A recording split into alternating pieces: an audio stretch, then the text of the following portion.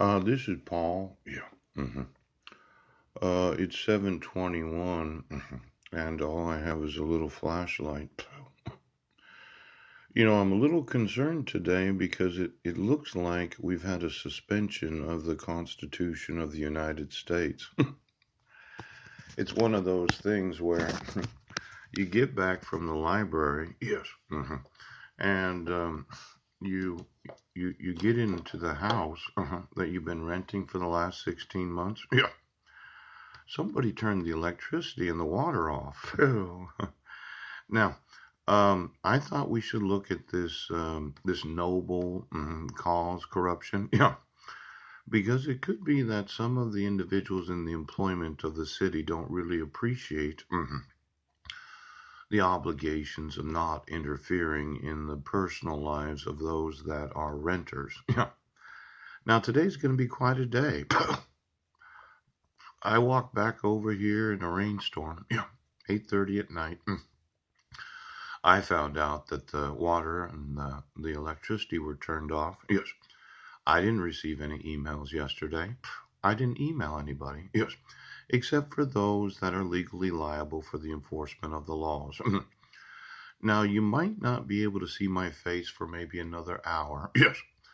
But I think that you can hear what I'm saying, and that's really what I'm wanting to communicate this morning. Yeah. The habeas corpus due process and the suspension clause. Yeah. It's the study of the foundations of American constitutionalism. And as the light is available, I might be able to shed some light right now on why it is that when I communicate with those that are the landlord, yes, and we communicated in telephone and in emails, yeah, that the utilities would not be turned off until the 31st. Now, I'm going to explain a lot of things to you today. Why it is that I live in a vulnerable place. Yeah. Why it was that I communicated with the police and sheriff's departments. Yes. And what are landlord tenant laws and why can the city not do what they've been doing? Now, it's going to be an expensive day for the city of Port Angeles. Yes. Because they don't know of the verbal agreements that I have with the individuals that own the house. No! They don't know of all the personal communications that I have. Yes. And I'm absolutely sure that it is a crime to turn the utilities off, yes, without informing me of what you would want me to know. Now, I made a phone call and it's a call log on this phone that I'm using. Yeah. In the middle of a snowstorm where there was 2 feet of snow last week. Yeah. See, the memory of the individuals in the employment of the city, yes, might not have remembered that last week we had a lot of snow. Yeah. Caused some difficulty me being able to move.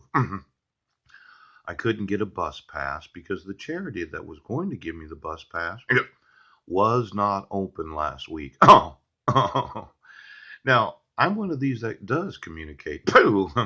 I communicated with the actual individuals that are owning the house. Yeah. That why don't we wait to turn the electricity off until the 31st? Yes. So that I could get a bus pass. Yes. So that I could move my personal belongings to a new residence. Yes, he could. And the agreement was that I should take my time. Yep. That there's nothing to worry about. Yes. And then somebody from the city decided right now that they're just going to go ahead and do it. Now, as I've explained, my dispute is not necessarily with those that have ownership of this residence. Yeah. But I have communicated with the charity that was paying the rental assistance. Yes, he did. And I have communicated that the rent was paid for November, yes, December, and it should have been paid for January, yes. And what you do with the actual rent that is received, yes, is not in my control.